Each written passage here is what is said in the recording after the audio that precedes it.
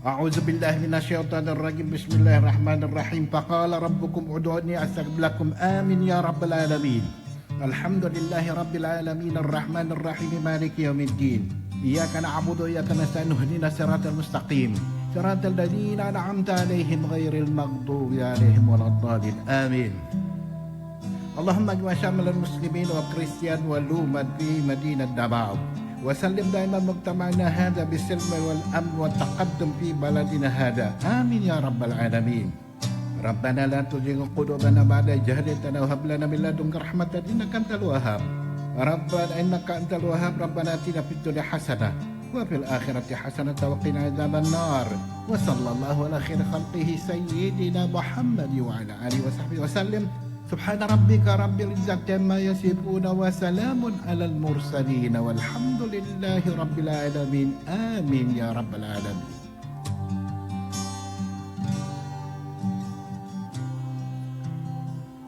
In the name of the Father, Son, and Holy Spirit. Amen. Our most gracious Heavenly Father, we come to you today to praise and worship you and give you thanks for all the things you continue to provide for ourselves and our families. Father, we humbly ask for forgiveness for all the times we have offended you, when we forget to acknowledge your presence in the image of our brothers and sisters, and for moments we fail to be good stewards of the blessings you have given us. Continue to guide and protect each one of us, Lord, that we may always walk in the light of your everlasting love and mercy. Grant us, Father, with your comfort in times of distress and with your strength in times of weakness. Bestow upon us your unending grace and healing, that we may in turn become instruments of gentleness and compassion to others. We ask all this in the name of your Son, our Lord Jesus Christ, with the prayer and the intercession of our Blessed Mother. Amen.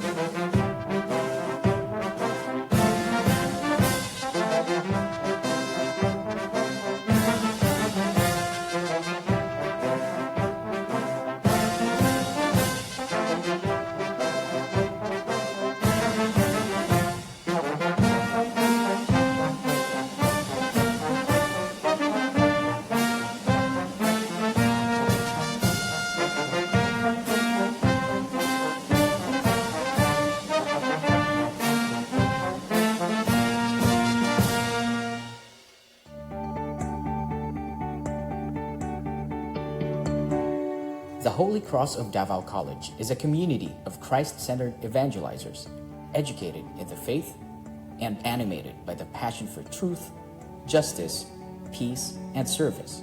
As members of this Filipino Archdiocesan educational institution, we commit ourselves to promote quality Catholic education to all, especially the less fortunate, and to create through dialogue a Christian environment for the integral formation of persons who will be effective agents of social transformation.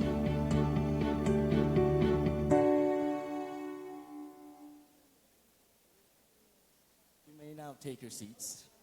Good afternoon and welcome everyone, Holy Crossans and guests from Davao and outside Davao. I believe there are a couple of guests here. Our guests here who are actually outside Davao City. Okay.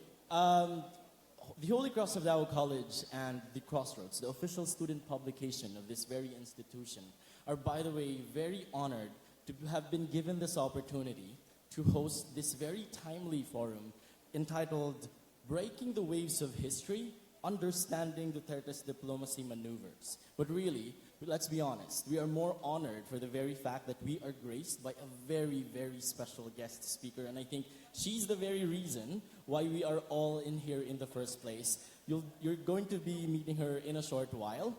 But at this point, I would like to thank several offices who actually have helped and have been very, very instrumental in making this forum a possibility.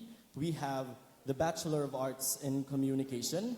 We have the Information and Communication Technology Office of this very institution, the Office of the Student Life and Services, Office of the Vice President for Academic Affairs, Office of the President, and the Office of Safety and Security and Pollution Control Office. And we're also thankful to Cross TV, who's facilitating our live stream right now. For those who are pretty much unfortunate to register right before the cutoff, nonetheless, they can still participate and still can watch us online. We're live on Facebook, particularly on Cross TV's page. So you can check up that page and maybe share the link as well so that they'd be a part of us in this very event. Okay, so in this very forum, by the way, we'll have this divided into two parts. We'll have to hear the very lecture of our guest speaker, and at the same time, there will be an open forum. Right after that, we'll have the open forum. So not only that you'll get a chance to meet our guest speaker and hear her position on this very administration's diplomatic steps, but at the same time, you can ask her questions yourselves later. So you can definitely look forward to that. Now, to officially welcome us and to give us the very introduction of this very special or very important guest speaker of ours, help me welcome the Editor-in-Chief of Crossroads, Mr. Arvil Lopez.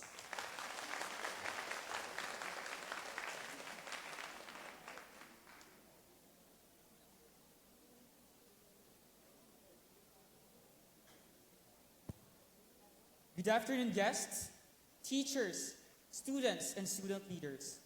Welcome to this year's discussion, an annual forum initiated by Crossroads, the official student publication of Holy Cross of Davao College, in partnership with Cross TV and Mass Communication. This year's forum will help us to fully understand our President Rodrigo Duterte's diplomacy maneuvers. To shed us a light in this afternoon's forum, our speaker is a blogger and a columnist for the Manila Times who is based in The Hague, Netherlands. She is the first Filipino to receive the ECHO Award, given annually to outstanding migrant students in academic and higher professional education in the Netherlands. In 2014, she graduated magna cum laude at Leiden University College, The Hague, with a combined major in world politics and global justice, minor in international relations at Leiden University. Please help me welcome Ms. Sass Rogando Sasot. A round of applause, please.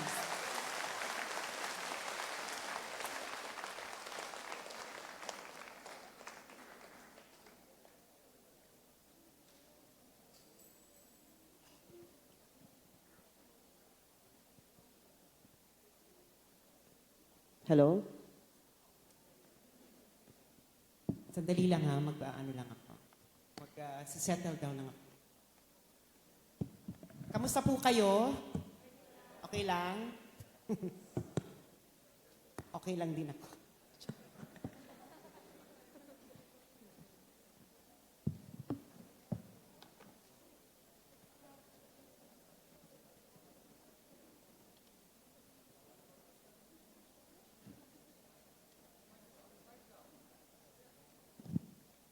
Ayan.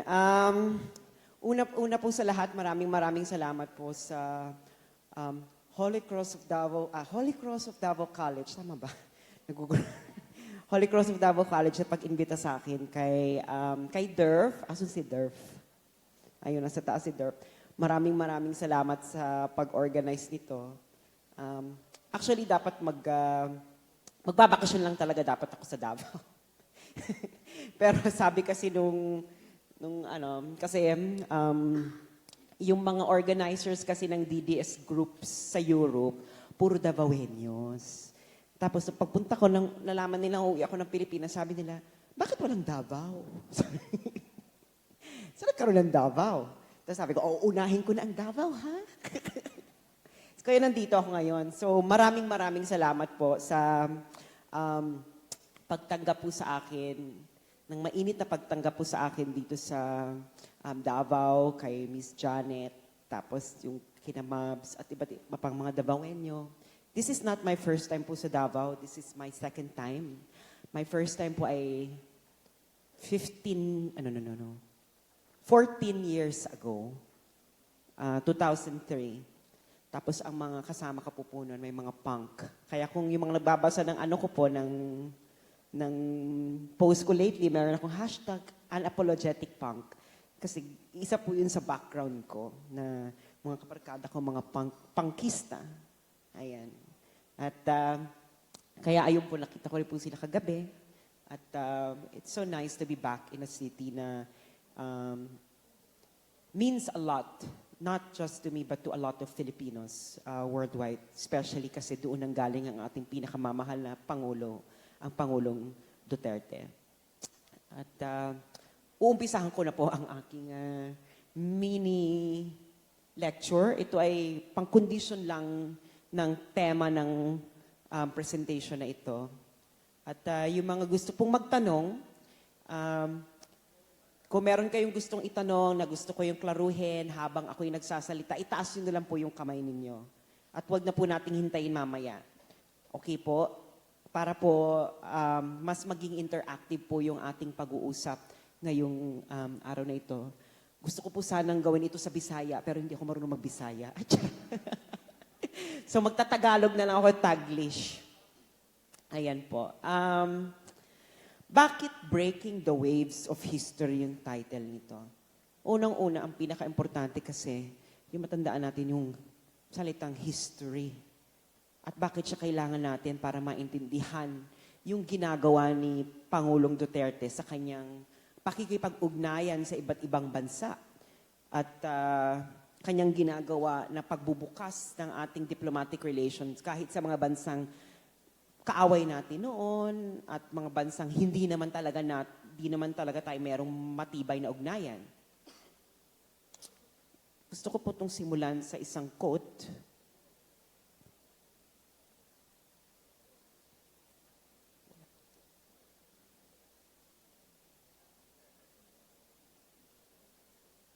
Saan ba siya dapat itapat?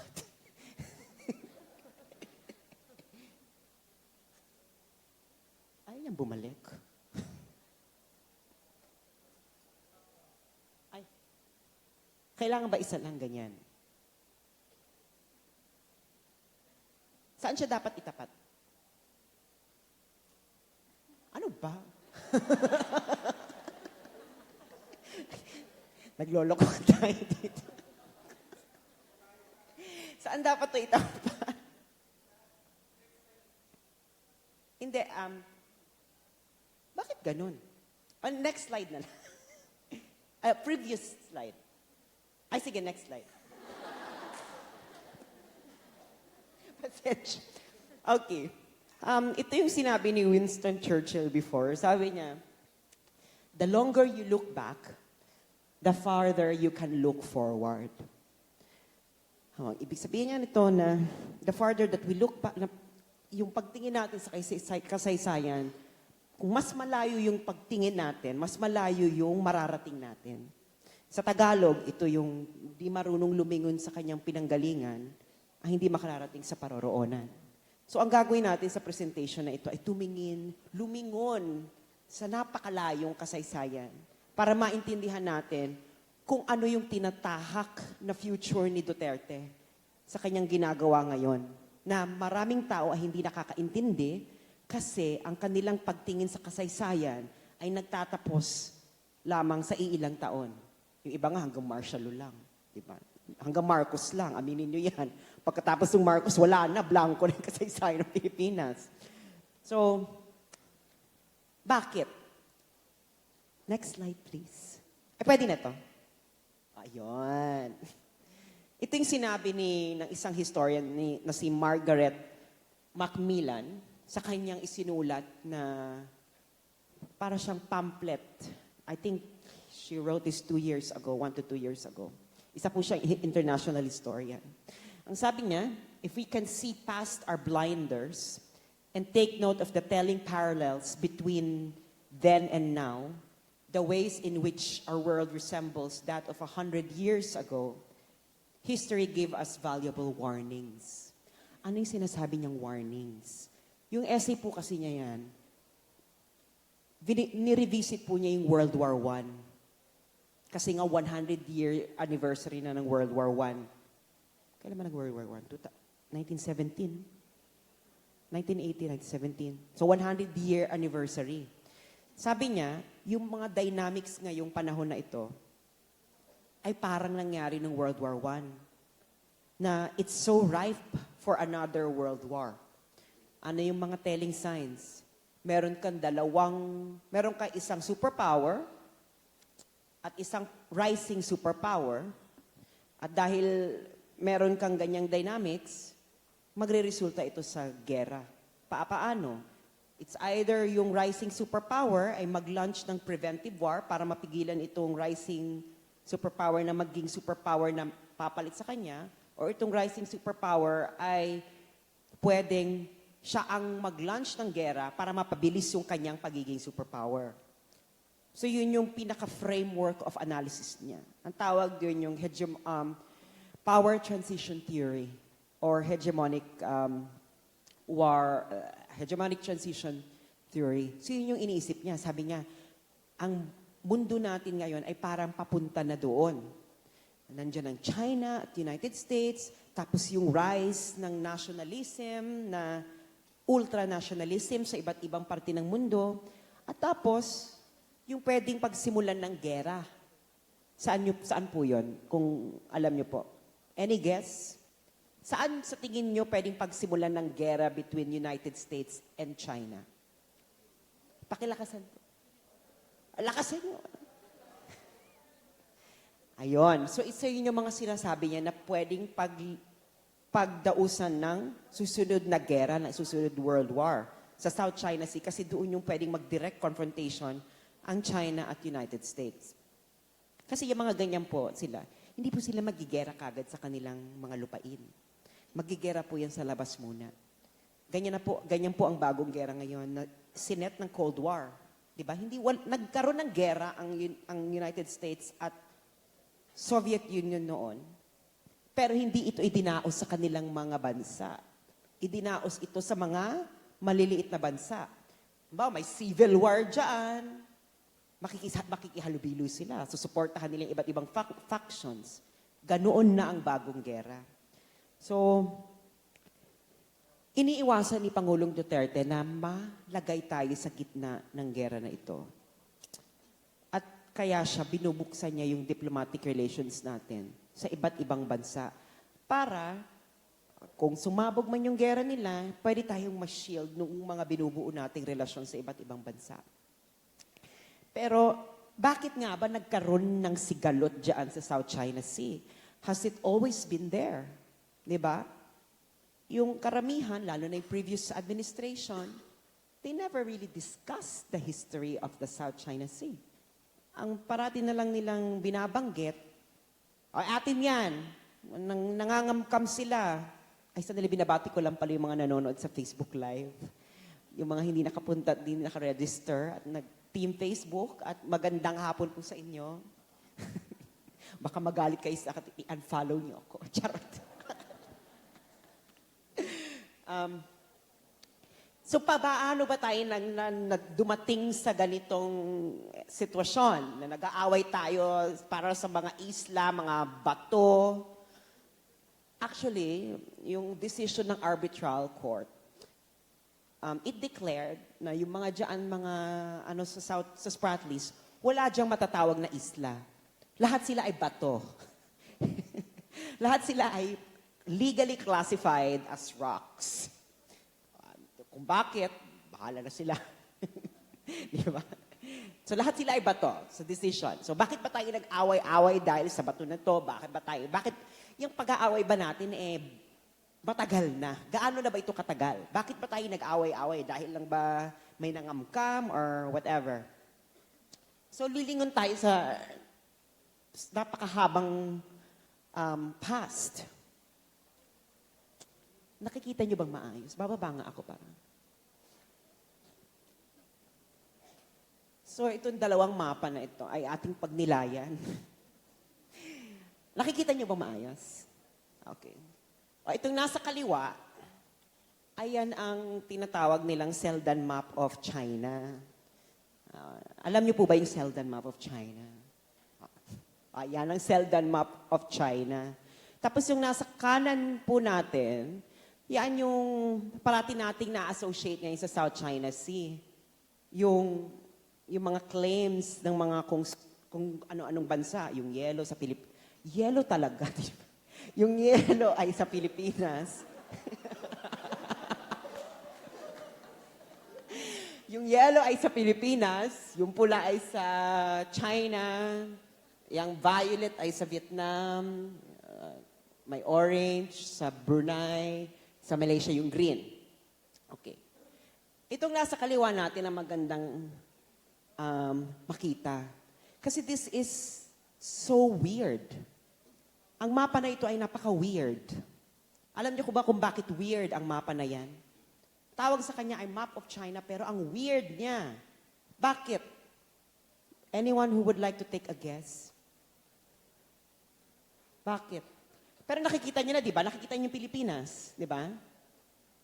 Meron ba tong laser? Ito, ayan ang Pilipinas. Ayan, kita niyo yung Pilipinas. Ayan ang China. Di ba?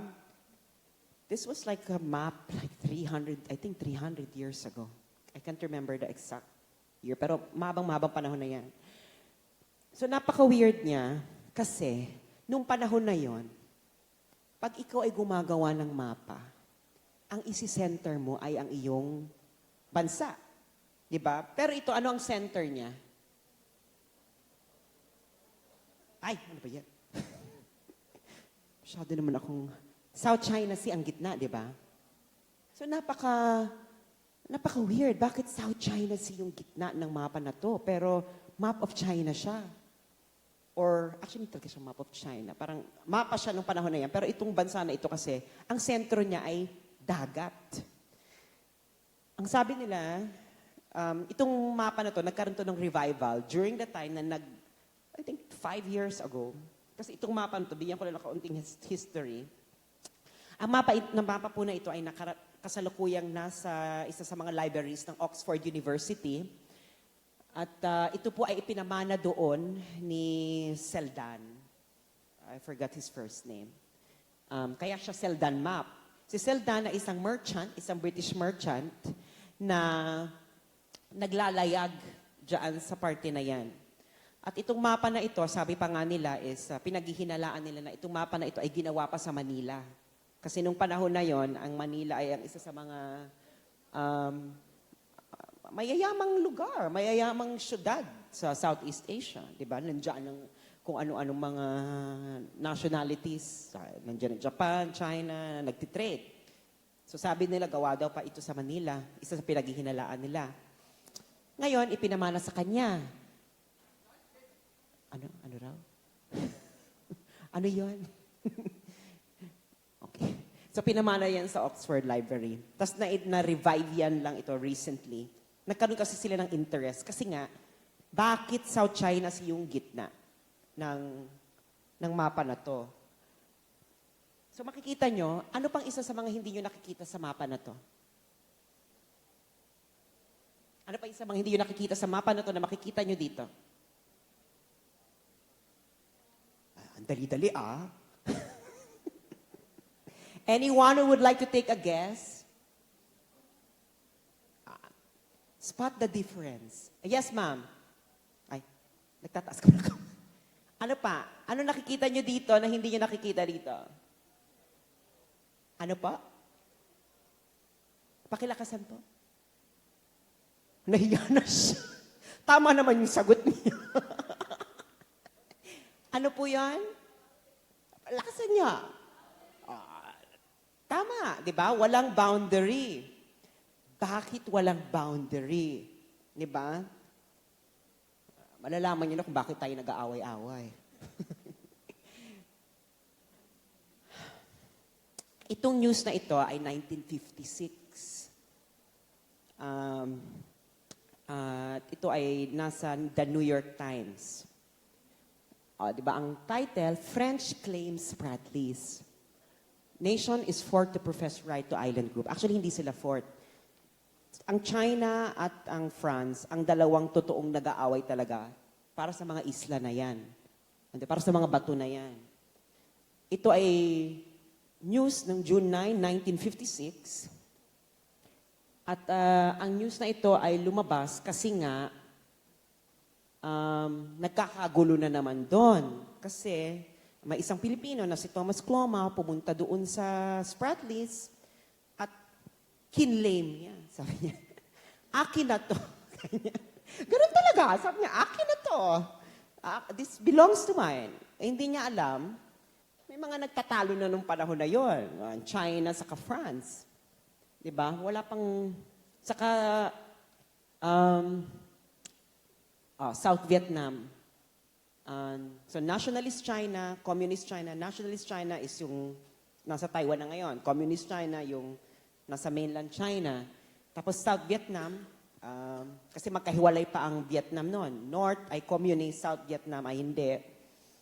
Tapos Filipino national. Tapos makikita nyo dito, sabi nung French ministry, sa Philippine ministry, sabi niya, the Spratly Island chain belonged to France by virtue of occupation in 1932 and to 1933. Sabi niya, he said France had ceded the parcels, yung isa pang mga islas sa South China Sea, north of the disputed islands to Vietnam, but not the Spratlys. Sabi niya, kanila yung Spratlys. So, sila ang may stake. Hanggang ngayon, hindi pa rin malinaw kung umayaw na ang France. Yan ang isa sa mga kagulos, di ba?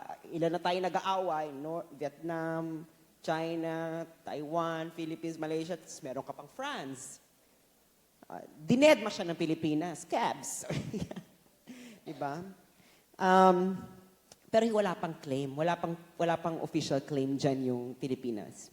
It came later, panahon ni Marcos, 1971. Pero ang gusto kong emphasize dito ay yung presensya ng France. Di ba, layo-layo mo? Di ba, ang China, malayo na para sa atin. May mas malayo ka pa na nagkiklaim nung panahon na yan. So ano ang nangyari sa lugar na ito nung panahon na yan? Actually, patapos na yung proseso na yan. Ano yung patapos na proseso na yan nung panahon na to? Sa lugar natin, sa area na yan. Anyone who would like to take a guess? Yung mga students ayaw mag-participate. Ano po? It starts with the letter C. Hindi. 1956, ano ba? Ano po yung nangyayari sa mga bansa sa South China, around South China Sea nung panahon na to? Decolonization, di ba? So ano nangyari bago mag-decolonization? Siyempre may colonization. Ano ba? So yung proseso ng colonization, nag-introduce sa lugar na ito ng mga bagay-bagay na mga kaisipan na naging sanhi kung bakit ang tuwing naiisip natin ang South China Sea, ito na ang ating naaalala. Hindi na ito. Na kung saan, ang mga bansa around South China Sea ay nagtitrade. At ang South China Sea ang pinaka-importanting vehicle para mag-trade sila. And during the time, dahil siya ang pinaka-importanting vehicle, the South China Sea cannot be owned by anyone. It was never owned by anyone. At nagsimula lang yung konsepto ng ownership, possession, mag-agaw-agaw, nung ma-introduce na yung pinakatatlong importanteng concept sa region natin. Di ba? Ano yung tatlong pinaka-importanting konsepto nun? Ito ka bumabalik. Yung una, yung tinatawag na cartographic state. I-explain ko po siya later. Tapos yung ikalawa, yung kaisipan na yung konsepto ng soberanya, ng sovereignty, ay essentially the power to exclude non-citizens. Tapos yung ikatlo ay yung territorialization of the sea, na kung saan na ang dagat ay pwedeng maging teritoryo. So unahin po natin yung the rise of the cartographic state. So anong ibig sabihin po niyan? Ano po ba yung cartographic state? Mapa, di ba? Related siya sa mapa. Dati po kasi, ang mga bansa ay wala po siyang, sabi nga kanina, walang boundaries. Bakit walang boundaries? Kasi nung panahon na yon, wala pa namang identification ng latitude, longitude, or whatever. Ngayon sa Europe, nung 15th century, 16th century, nagkaroon ng revival. Di ba? Yung Enlightenment period, binabasa na nila uli yung mga sinulat-sulat noong panahon ng ancient Rome and ancient Greek na tinranslate ng mga Muslim scholars at naging dahilan kung bakit nabasa uli ng mga Europeans ang mga bagay-bagay na yan. Ngayon, nabasa nila yung ni Ptolemy, yung mga geometric chorva. Ganun talaga yung pangalan, geometric chorva. Charot. So nalaman nila ngayon yan. So, pwede palang may mga longitude. So yung mga estado, para malaman nila yung pagkakahati-hati, in-apply nila ngayon yung mga coordinates, geological coordinates. Saan ito unang in-apply ng mga Europeans? Any guess? Sa Europe ba? Oo, hindi. Oo daw. Sinong lalaban? Oo, ang sagot ni Te. Mali. Oo nga, mali nga. Unang in-applyan ng mga Europeans sa South America. Bakit? Kinolonize nila, nag-away-away sila. Ngayon, para mag-away-away, para matigil yung away-away nila, dito ka nagtatapos. Ikaw, France, dito ka nagtatapos. So, dinetermine niya yung exact coordinates. Nung umalis sila ng South America, nanatili yung mga pinaggagawa nila. Wala naman yung before. Ganon din ang ginawa nila sa region natin. Nagpunta sila, nag-institute siya ng mga boundaries. Actually, matagal yung proseso. Pero sa Pilipinas, isang bansa ang may kagagawan kung bakit biglang pak. Diba? Biglang pak. Ang Pilipinas ay ito. Yan, pak. Nagalit ang sulunon. Bakit kami kasali dito? Diba? Hindi kami part. Sinong bansa yon? Lakasan nyo naman. Ano pong bansa yon? Ito, sabi niya, ito ang Pilipinas. Ito ang kakamkamin namin. Pak. Mali. Next one. United States. Ang United States ang may kagagawan niyan. Anong ginawa nila? 'Di ba? Alam niyo naman po yung Treaty of Paris, 'di ba? very particular. Nung negotiate ang mga Amerikano at ang mga Espanyol, sabi ng Amerikano, before pala nagkaroon sila ng pre-treaty agreement, yung Washington Protocol. Ngayon nakalagay sa Washington Protocol, ang ibibigay ng Espanya sa Amerika ay ang Manila Bay. Port ng Manila Bay. Sabi, ngayon, nung mag-negotiate na sila next negotiation, naloka mga Espanyol. Kasi ang ginawa ng Amerika, kakamkamin namin ang lahat ng mga isla na nakapaloob sa coordinates na to. So naloka ang Espanyol. Sandali, saan ang galing ang coordinates? Kasi walang coordinate noon ang Espanya. The colonization of the Philippines wasn't finished. Di ba, hindi naman nila colonize ang Sulu. It came later na nasama siya. It didn't colonize the mountain regions. So may kagagawa ng lahat kung bakit nagkumpul-kumpul at lahat ng isla na ito ay ang Amerika. Sabi niya, amin ito. Pax, amin yan. Ito, lahat lang nandiyan sa coordinates na yan, amin. So siyang nag-introduce ng mga borders na yan, ang Amerika. So meron ka ng konsepto ng border. Ngayon, ang sunod naman ay konsepto ng sovereignty. Alam niyo po, ang sovereignty po ay hindi po nangangahulugan na ang history niya ay hindi, sa lahat ng panahon ay ibig sabihin yung pinapalayas mo yung mga foreigners.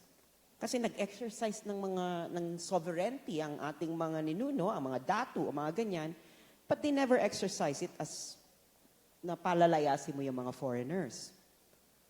Sino ngayon yung nag-introduce na naman na ang sovereignty ay the right to exclude non-citizens? Siyempre, alam nyo na yun. Amerikano na naman.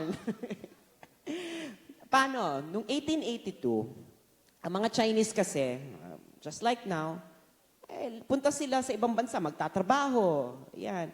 Dahil cheap yung labor nila noon, maraming nagalit sa Amerika. Ang baba naman ng mga singil nito. Nadi-display sila.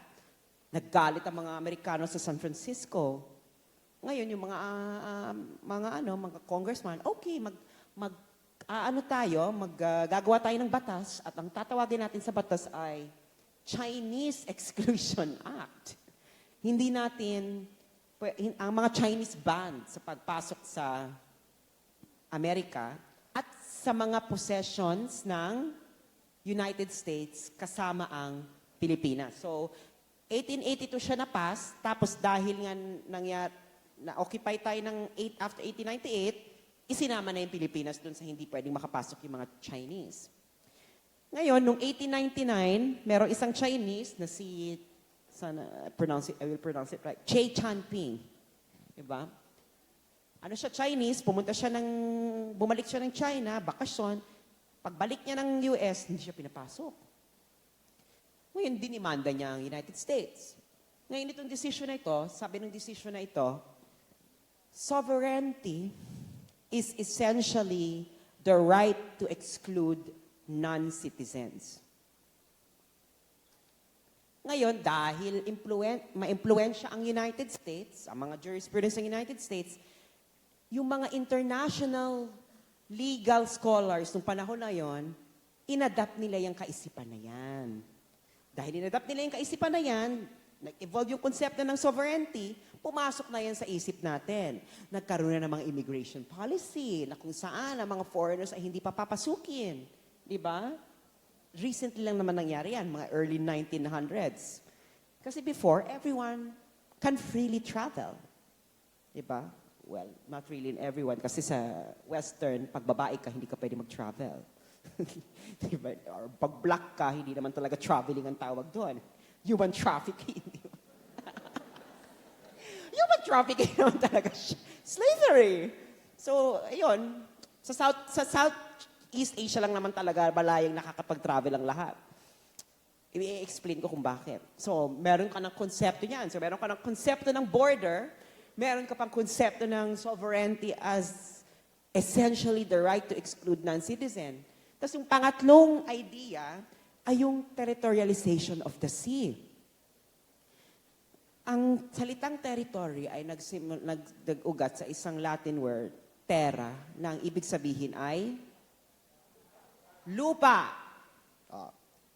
So biglang nagkaroon ng konsepto ng territorial sea. So pag in-interpret mo siya, lupaing karagatan. Di ba? So, sino nag-introduce ng konsepto na yan? Anong mga race? Hindi Amerika. Later na sila pumasok. Sino? Hindi.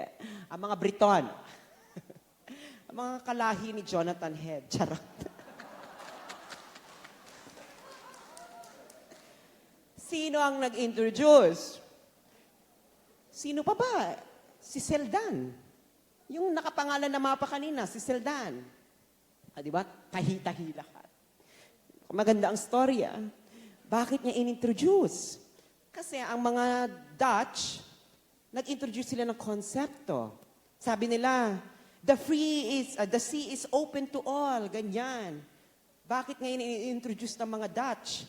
Kasi, nung nandiyan pumunta sila ng South China Sea, hinarang nila yung ship ng Portugal.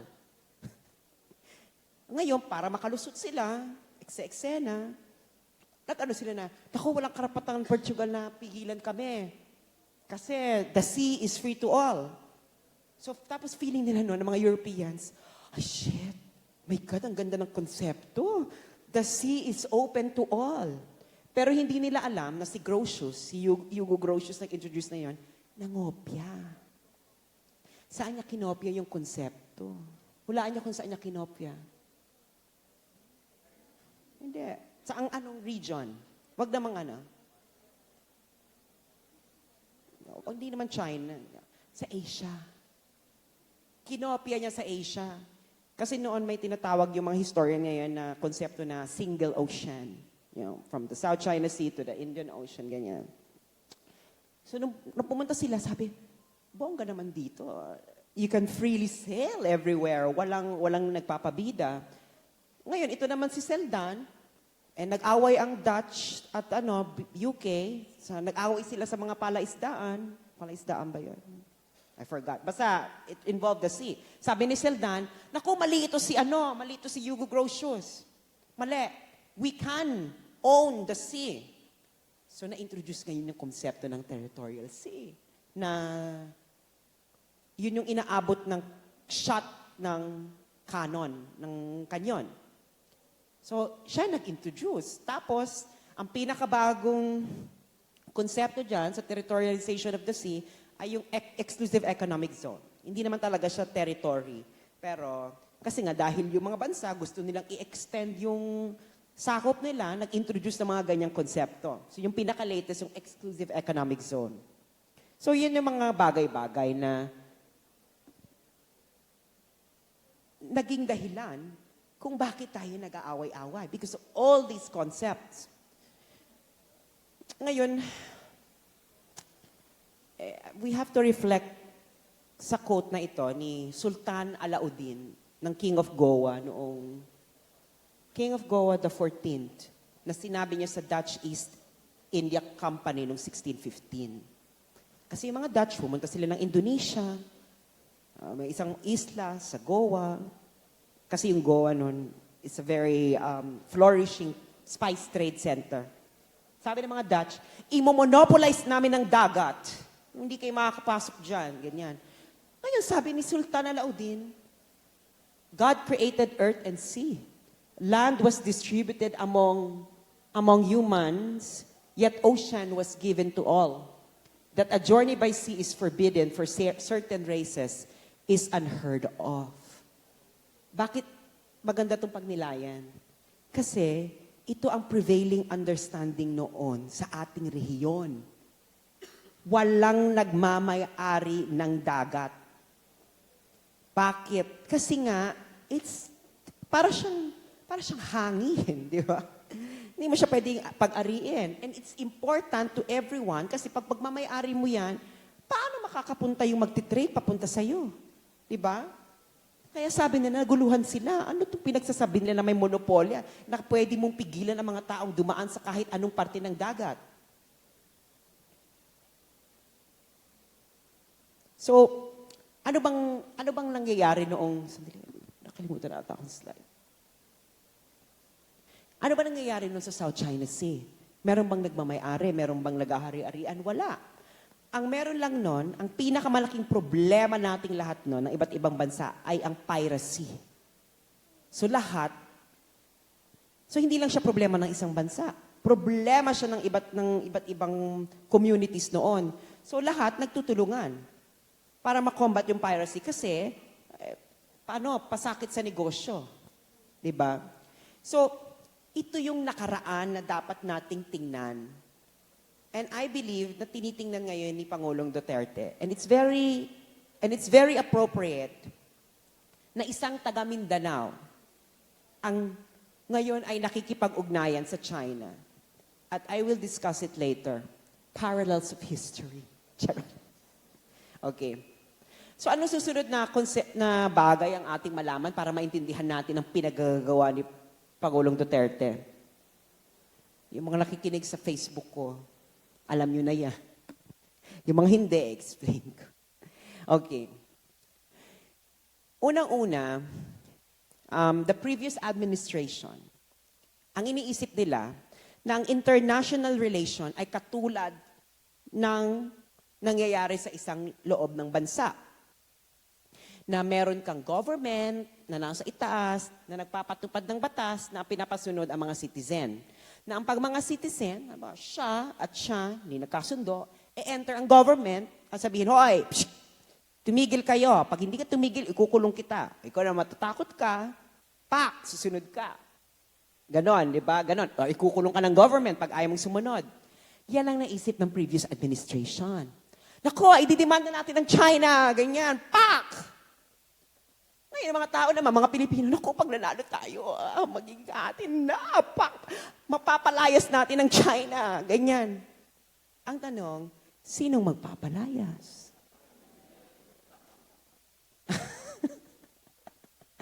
Saan mo siya papupuntahin? Saan mo siya ikukulong? Na hindi na siya makakalabas para makabalik uli?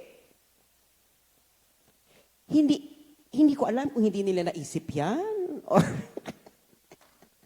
Or tanga lang talaga sila.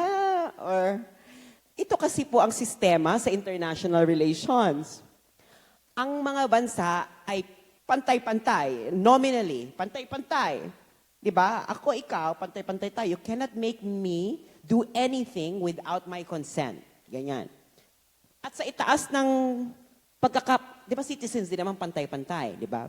But the only difference is, ang mga states, walang authority na nasa taas sa kanila.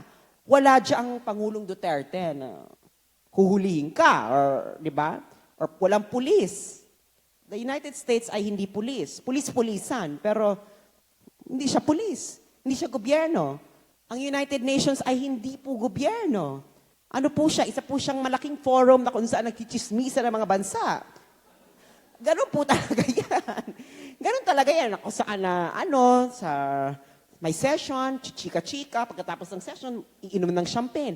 Ganun talaga yan. Ganun ang United Nations. So, dahil walang authority above you, ano ang pwede mong gawin para makuha mo ang gusto mo? As in, di ba? Kasi dito, sa domestic, sa national, para makuha ko ang gusto ko sa'yo, na sinasabi kong akin, pupuntahan ko ang gobyerno. Government, ito, kinamkam yung lupa ko, gusto kong paalisin mo siya. Kung government maniwala sa'yo, it will act on your behalf. Walang ganyan sa international relations. So anong gagawin mo ngayon para makuha mo yung gusto mo? Anything. Anyone? Lakasan nyo naman. Bingi po ako. Diba, may gusto ako. Gusto ko yung teritoryo na yan. Pero may kumakamkam na iba. Anong gagawin ko para makuha ko siya? Pwede mong bayaran. Di ba? Pwede mong bayaran. Oy, umalis ka dyan. Di ba? O, bibigyan kita ng 200 billion. Bigay mo na lang sa akin yan. Pwede mong bayaran. Napaka-soft naman ng mga ito. Bayaran tayo. Bayaran ka agad, di ba? Napaka-pragmatic ng mga Davaoenyo. Di ba? The usual. Pwedeng gera. Di ba?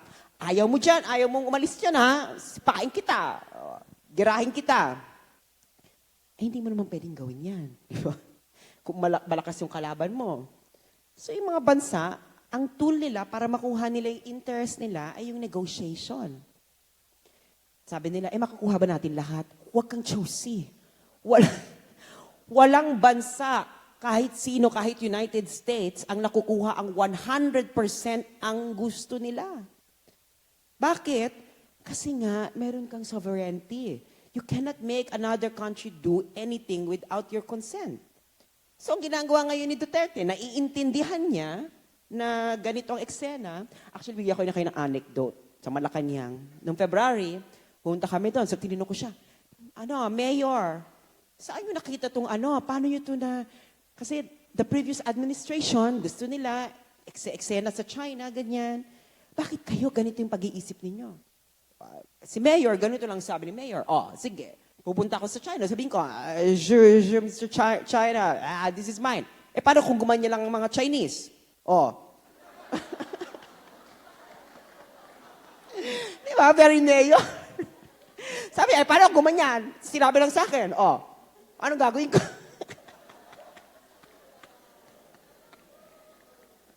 Mayor. Ganon. So, ang ginagawa niya ngayon, nakikipag-usap.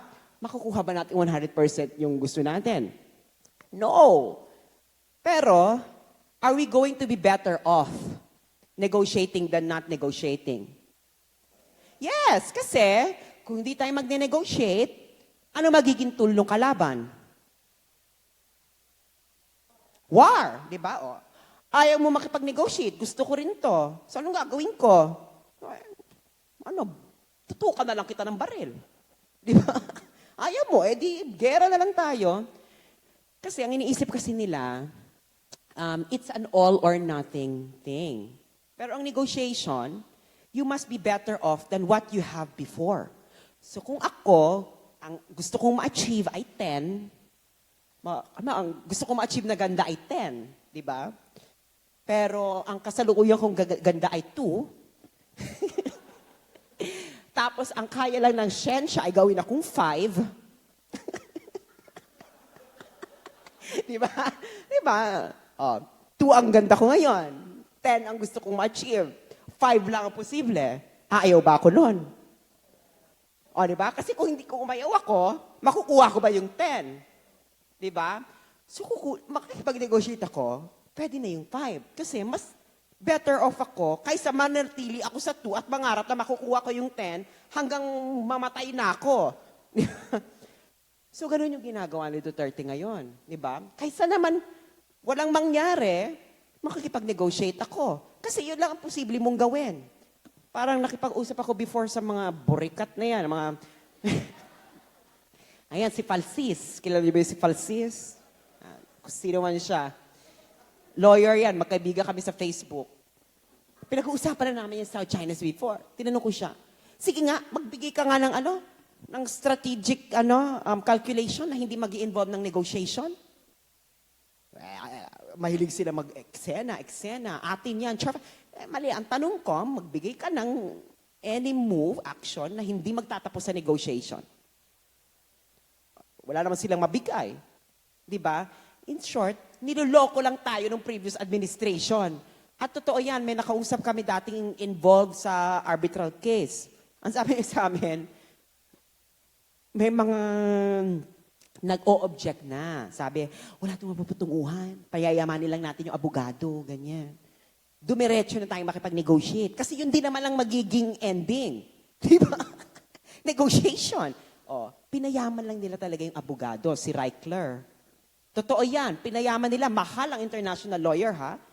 Lahat ng gagawin niya, pati paghinga niya, babayaran mo. Magsisend siya ng email sa'yo. Bawat line, may bayad. Ganun kamahal ang international lawyers, ha? So yun ang ginagawa niya ni Duterte, nang nag-negotiate siya. So bakit napakaganda na taga Mindanao ang gumagawa nito ngayon? Kasi, if you examine the history ng bilateral relations ng Philippines and United States, ang talagang grabe yung established talaga ng ugnayan, mga taga Mindanao. Bawa, ito yung king ng Butuan, nung 1001, di ba? Ang layo.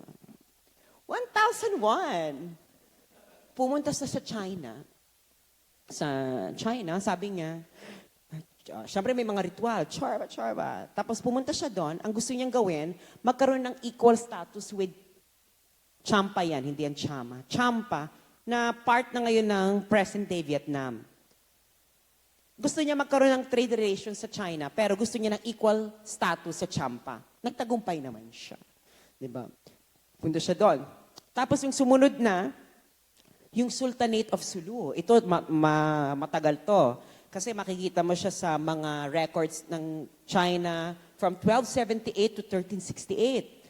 Ng Ming Dynasty ng 1417. Ng Qing Dynasty ng 727-1763. Nag-establish siya ng trade relations. At ang sabi ng mga historians before, noong nakipag-establish ng trade relation ng Sultanate of Sulu, yun yung pinaka parang golden age ng Sulu.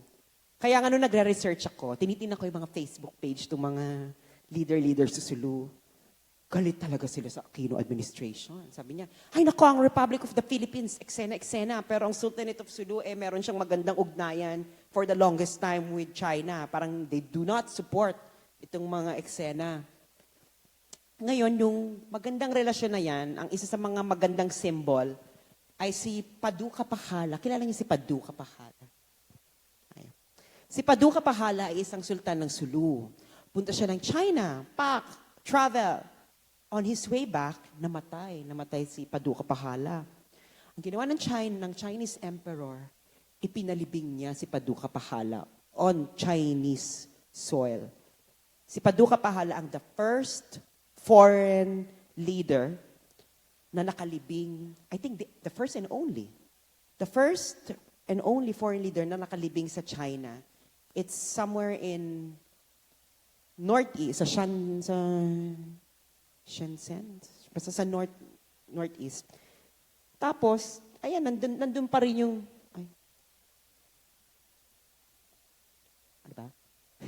nandun pa rin yung libingan niya.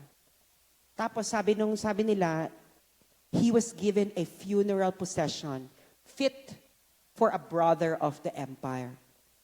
So ganun pinahalagahan ng Chinese emperor yung relasyon nila. Tapos hanggang ngayon, this is being maintained and I think it's one of the tourist spots doon. Sa may Shenzhen at Shandong. Basta sa may north. And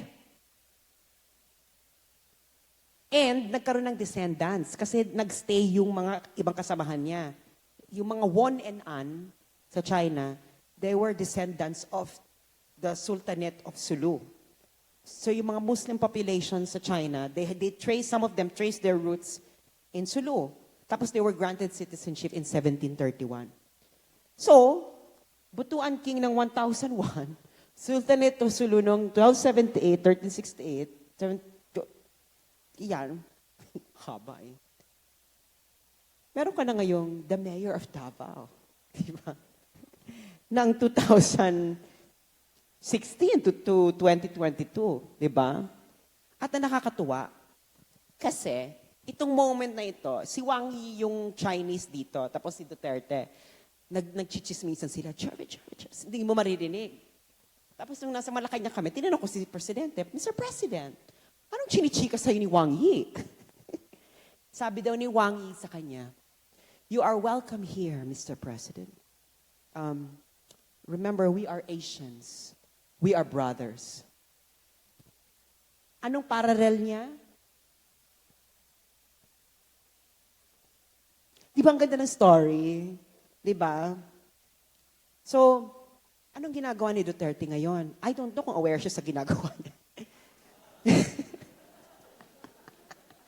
Malay ko ba? Di na ba kami close? So he's revisiting ang history with China, a long way back, na was established by leaders in Mindanao, and di ba napaka-appropriate na siya yung gumagawa ngayon. Ito last na ito, para makapagtanong na kayo. Triangle, hindi yan Illuminati, ha? Okay. Triangle, o ano ngayon ito ginagawa ni Duterte? Chumichika sa Japan, nakaaway ng China, pero at the same time, chumichika sa China. Chumichika rin siya sa Russia. Tapos, at the same time ngayon, medyo nakikipagchikahan na rin siya sa US. Nagawa niya.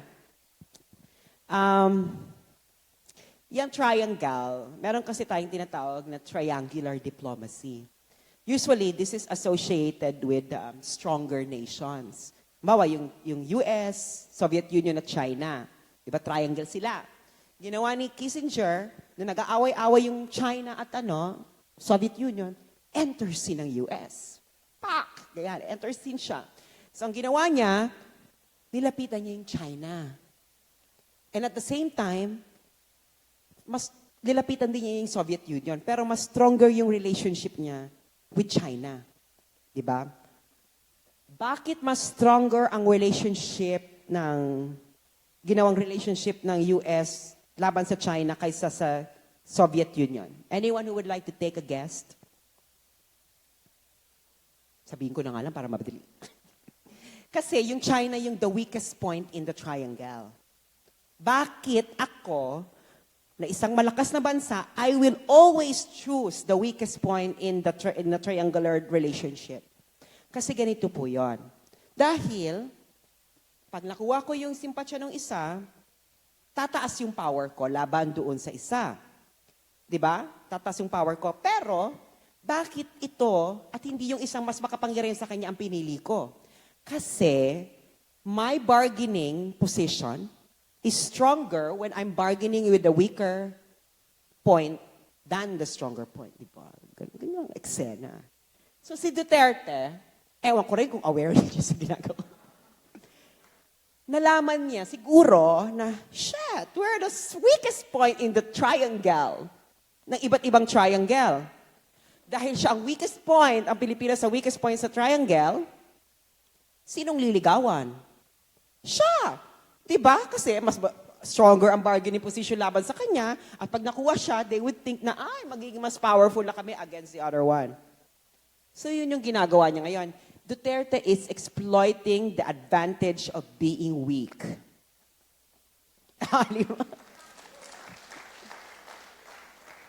So, to conclude, meron tayong problema ng continuity. Kasi diba, our foreign policy changes whenever a president changes. So there is a problem of continuity. Paano ko si Lenny bukas presidente na, di ba? Can you imagine, nagagawa ba niya yan? Or kahit sino, di ba? May problem of continuity, lalo na yung mga talagang, naku, yung mga nangangarap pa na, shit, makakamkam natin lahat sa South China Sea and mapapalayas natin ang China. Ewan ko na nasundan niyo yung hashtag Chexit. Diba? Habang tayo dito ay nag-hashtag Chexit, sa China ang nangyayari, nagpapa-enlist ang mga Chinese to join the military. Nagtatawag, let's enlist in the military. So habang tayo nag-hashtag, can you imagine? Habang tayo nag-hashtag, Chexit, ang sa social media ng Chinese, mga Chino, ay nako, let's join the military, ganyan. Ginawa lang ng China, sinensor. Kasi ganun sa China the highest level, very pragmatic. Ayaw nila ng gulo. So kahit pabor sa kanila nangyayari, they will censor. Pag-aari nila yung hawak ng internet, they censor. So yun yung problema natin, continuity. Para natin, di ba? So ako, isa sa mga ko doon, I think we have to start with education. We have to start educating our youth about understanding a strategic context. Kasi we're not really a strategic culture. So I think that's the best way. Para yung mga tao, pag may mga katulad na naman ni Aquino na ekse-ekse na, ito magagawa natin to, sabihin mo na, bullshit yan ha. Di ba? Kasi nung panahon kasi na yon, walang nagsasabi na, ay, bullshit. Di ba lahat, oh my God, ma-achieve na natin. Ma-achieve na natin. Totoo yan, Diyos ko, kahit sa wall ko, can you imagine, even the educated people fell for it. O ngayon, nga, di ba? Yumaman lang yung abogado, nanghihingi pa raw ng bonus. Oo, naghihingi pa ng bonus kasi pinangakuan daw ng previous administration na pag nanalo, bibigyan ng bonus. So, sino ang lagwagi? Alam, di ba? Galing, mag-international lawyer na lang tayo. Maraming salamat po. At sana ay may natutunan kayo kahit papano. And we will open now the floor for concerns, suggestions, aspirations in life. You can ask any question kahit hindi tungkol dito. Kasi minsan lang naman tayo magkita-kita. Okay, yes. So, sisimulan na natin ang open forum. So you can raise questions to Sass. This is your opportunity to raise clarifications on those things that she shared to everyone about. Kahit ano. Okay, kahit ano daw. Minsan lang tayo nagkita-kita. Yes, so we have... Pumila na lang kayo sa likod ng mic, di ba? Okay. Pag- Magandang hapon po. Si Rene Boy Lipot po, isang PE teacher dito sa Holy Cross of Davao College. Gusto ko lang pong itanong kasi yung sa presentation maganda po yun eh. No? Pero isa lang yung nakikita ko doon. No? Yung mamayayamang bansa has the capacity to really build up their armies.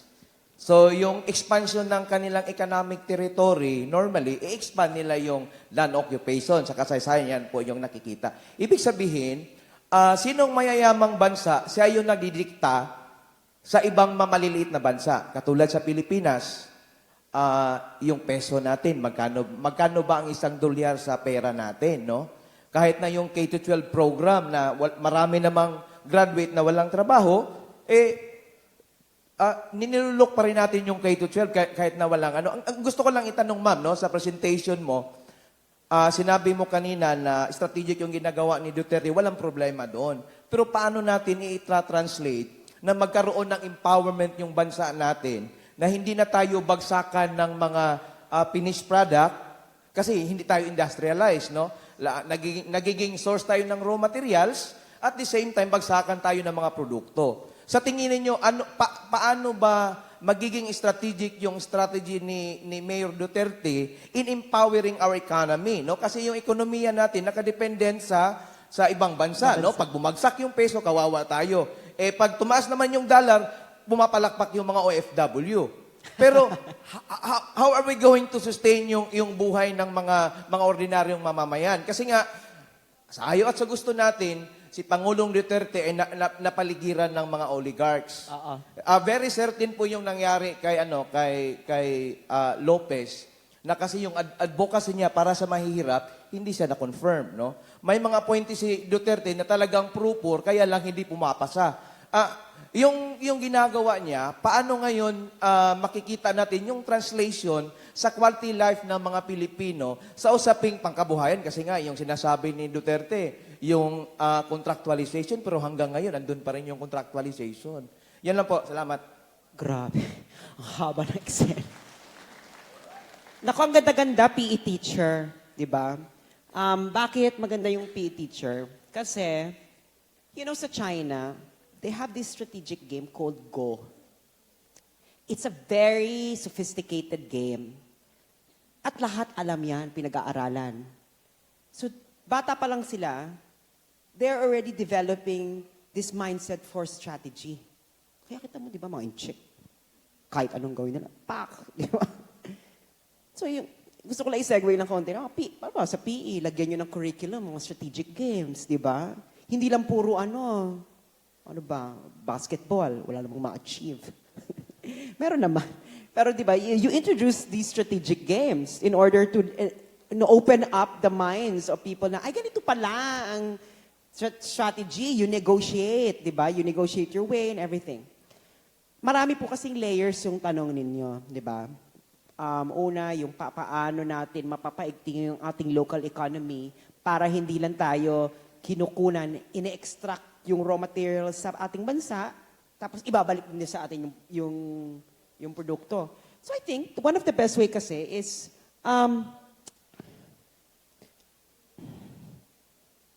ako kasi, I want, you could do this by starting small. Na you could develop and make a local economy independent. And it can only happen if you already have a federal states. Kasi kung iisipin mo, para sa buong bansa, ang hirap, ang daming ano. Pero if you have federal states, each state could actually develop their own local economy na kaagad. Diba? Kasi halimbawa, you have oligarchs in Manila dictating what happens to the rest of the region, of the world. Pero hindi naman lahat ng oligarchs is katulad ng mga oligarchs sa Maynila na gusto lang mangamkam. Diba? May mga maraming mayayaman na they really like to develop the local economy. Kasi yung pag-develop ng local economy, magbe-benefit din sa kanila. So, mas maganda na, we change the structure of our country. Diba? From a unitary system, you break it down para mas madali na magkaroon ng policy na that could help make the local economy stronger. Local economies stronger. At kung may federal states ka na, ang magti-trade na are the federal states. Diba? They can develop their own competitive advantage. So I think that's one of the ways. Pero we can actually do it now.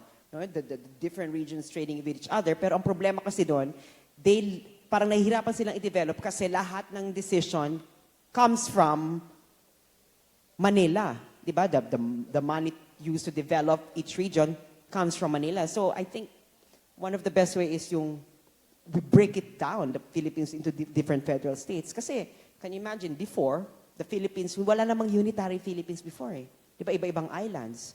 And then they trade with each other. Diba? So I think, kaya nga, we have to revisit what happened before in our country. Bakit hindi naman tayo ganito before?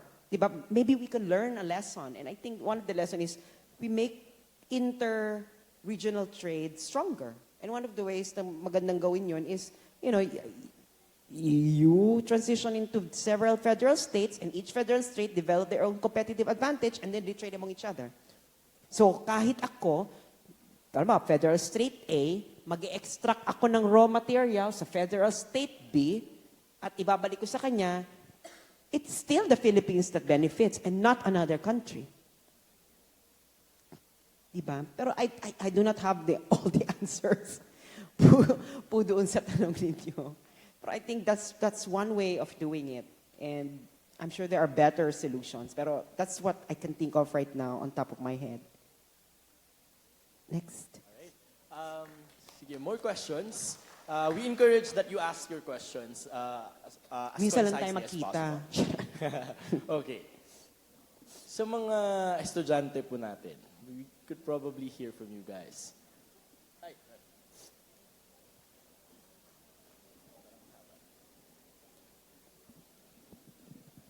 So, good afternoon. I am Joshua Ching from the University of Southeastern Philippines. So, Anong pangalan mo, kuya? Joshua. Joshua. So, from your presentation, na i-emphasize mo na what our president is doing is making relationships with China. So, ang isa sa malaking question sa aking mind ngayon is, what are we gaining from this relationship? No, sa nakita ko sa news dati is, nakahiram tayo ng pera sa China, ganon-ganon. And ano nakukuha ng China sa atin? So sabi mo kanina na they are the bigger country, greater nation, and tayo yung smaller nation. And gina-exploit niya ni President yung ating Advantages being bilang tayong weaker nation. But are we not losing greater advantages na we have the claim kasi on the islands kasi, di ba? Hindi na siya islands, they're just rocks. Oh, yun. Pero may kasi doon parang kaya may reason kasi bakit hinahabol yung lugar na yun eh. Hindi yung parang okay, may doon dagdag na lugar, kunin lang natin. There's always a reason bakit ganun kalakas yung gusto ng China makuha yon. Yeah. 'Di ba? So, ang isa sa mga inaano ko is yun, kung are we not losing a greater advantage, and also anong ginagawa ng president natin to lay a greater stake na hindi, siguro ngayon 50% lang makukuha ng China doon. according to, ano, example lang yun, no? According to their discussions. Pero kung wala tayong ginagawa, baka sa pangmatagalan, 100% makukuha na nila. Okay. I will answer your question. You know, the more, if you want more about something, you increase your capacity, your capability of gaining it. So if you're gonna ask me na, bakit di natin makukuha lahat? Because we don't have the capacity to get what? Babalik tayo sa kagandahan. Di ba? Gusto ko 10.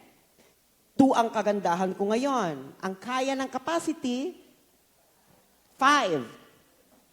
So ikaw, magreklamo ka, bakit hindi ko pa makuha yung 10? Baka maunahan ako. So what do? You increase your capability to get a higher gain. So what do? You strengthen your military. That's the only way. Just a second. Tapos yung second point is, anong nakukuha ng China? Well, unang nakukuha niya is to keep the United States away. At least malayo. Why? Why does China want to keep the United States away? Especially from the South China Sea. Kasi, for China, the South China Sea is its source of vulnerability. Ang mga gera na nangyari laban sa China happened in the South China Sea because it has weak navy before. Ngayon, nakita niya, nung nagkagera dyan sa South China Sea, bumagsak ang kanyang ekonomiya. So ano nakukuha niya sa atin? By keeping United States away, the country that has the capacity to disturb the trade in the South China Sea.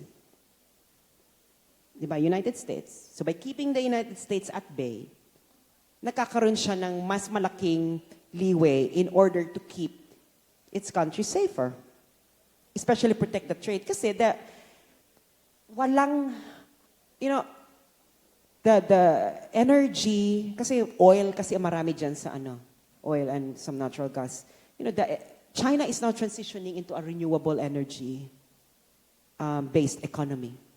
Sila ang pinakamalaking source ng rare earth na kailangan sa renewable energy.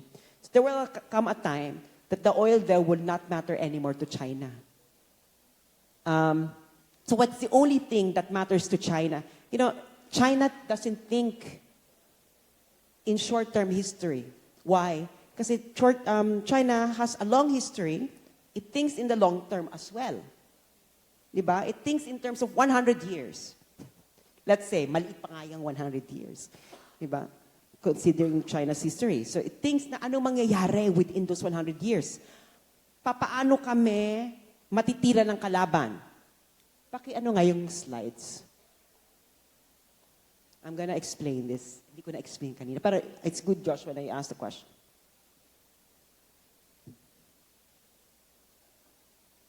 Can you go to previous slides? Yung may mapa, ito na yung geopolitics chart. Okay, balik po tayo. Okay. Hindi lang China ang kalaban natin dito, ha? Kalaban din natin ang Vietnam. Let me just remind you. Kalaban mo rin ang Brunei, Malaysia, Taiwan. So, I'm gonna give you an example. China and Vietnam. China and Vietnam have been killing each other for a long time. Long time. Itong mga isla dito, nag-aaway sila dyan before, yung parcels. Sa South China, dito sa Spratlys, ang pinakamaraming military installations, Vietnam. Saan dumadaan ang trade papuntang China? Dito banda or dito banda? So left or right? Left. Dahil ito, this area is not really passable. So historically, all the trade goes through here. So kalaban ko ang Vietnam. Kung imbiyerna ako sa China, ano pwede kong gawin? Lahat ng military installations ng Vietnam ay nandito. Anong gagawin ko pag gusto kong, may diplomatic negotiations ako sa China, gusto kong mambraso? Anong gagawin ko? Naku, magba-blockade ako. Pak! Anong mangyayari sa China?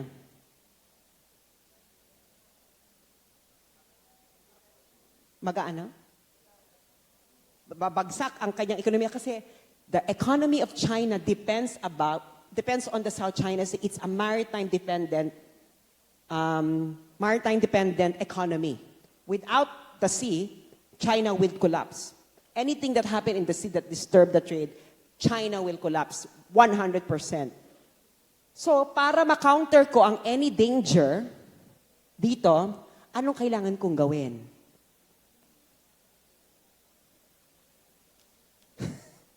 Kailangan ko ng presensya dito. Para kung may mangyari dito, I can easily defend this trade route. That's what China wants. China doesn't want the oil. Aanin niya yan. Di ba? Aanin mo ang oil kung ang trade routes mo ay hindi safe. So that's the only reason kung bakit galit ang China tuwing may pupunta diyang United States. Kasi if United States would like to have the upper hand in a diplomatic negotiation against China, punta ako ng Navy, magsisend ako ng Navy dyan, mananakot ako. And that it happens. That's how you do it. So that's what China gains from us. Kaya malaki yung panliligaw niya sa atin because it would like na, the trade route would be safe. Kasi it's better, kasi may triangular relationship din tayo, Vietnam, China, Philippines. We're the weakest. Di ba? Pero mas maganda ang relationship ng Vietnam ngayon at China because there's another factor. Because Vietnam is closer to China and the closest enemy, you have to appease it more. Because it has the capacity to really kill you. Kaya ang Vietnam at China, kahit nagpapatayan yan, their trade relationship is really, really flourishing. So it's a very complicated world. Diba? And you can only think about this if you develop a strategic consciousness. So that's what China gains from us. So how do we develop more capacity to gain? Paano tayo mag-gain more? Na halimbawa, 2 lang yung tayo meron ngayon, tas 5 lang yung...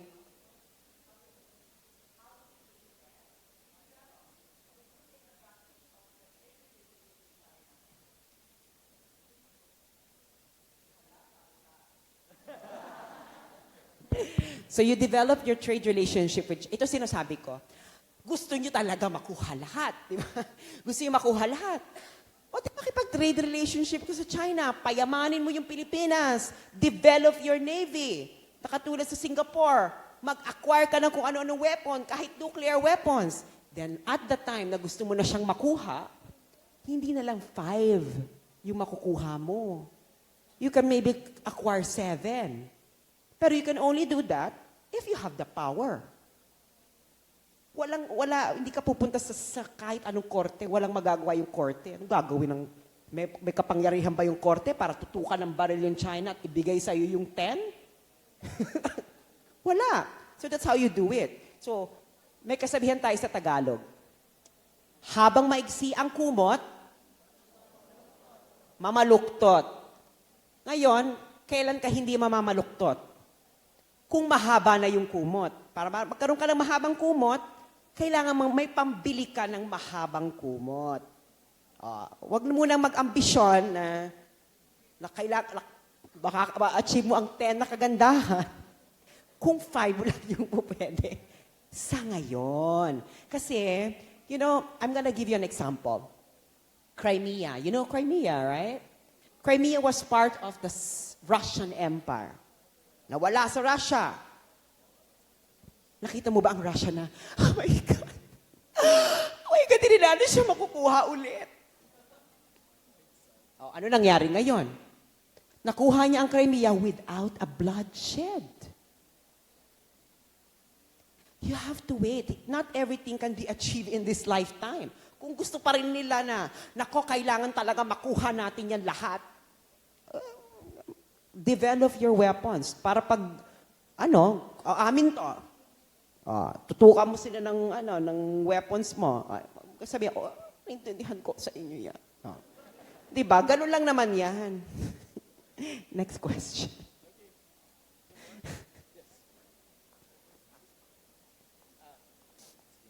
So, good evening po, Ma'am Sass. I'm an avid fan po of yours. And Ano pangalan mo, te? Kathleen Sunyo po from SPC. I would like, before I ask my question, I would like to express my deep gratitude po for being a voice of reason and defending the works of President Duterte po. In the midst of, since the mainstream media seems to love painting him as a dictator and the second coming of Marcos. But so, my question is, with the recent event of ASEAN, President Trump seems to trying to establish a good relationship with President Duterte. Do you think this will affect the dynamics of the Philippines that wants to establish with China and Russia? I think it will affect, my prediction, it will affect na mas liligawan ka ng isa. Kasi, sabi ko sa iyo, hindi aalis ang China dyan sa South China Sea. Kahit patayin mo silang 2 billion people, hindi yan aalis dyan, magkakamatayan kayo. So anything that would pose danger dyan, it would, sa kanyang economy, that's the heart of their economy. Can you imagine? Your enemy is in the heart of your economy. So, ang gagawin niya ng China, the strategic thing to do is to keep deepening your relationship with the Philippines. Kasi pag iniwanan ka niya, bukas si Lenin ang presidente. Charot. O, di ba? Babalik yung babalik yung anti-Chinese na mas lalo siyang maano. Kaya, ang gagawin ng China, it would deepen. Parang ganito yan, Japan, China, Philippines. Ang Japan may interest din sa South China Sea. Why? Dahil ang Japan wala siyang source of energy. Nag-aangkat siya ng langis sa Middle East. So saan dumadaan ang mga langis na papunta ng Japan? So pag nag-away ang China at Japan, anong gagawin ko kung ako ang China? Naval blockade. Bagsak. So anong ginagawa ngayon ng Japan? Sino ngayon ang nililigawan niya? Name a country.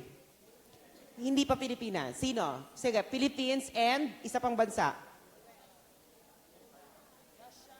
Russia. Russia.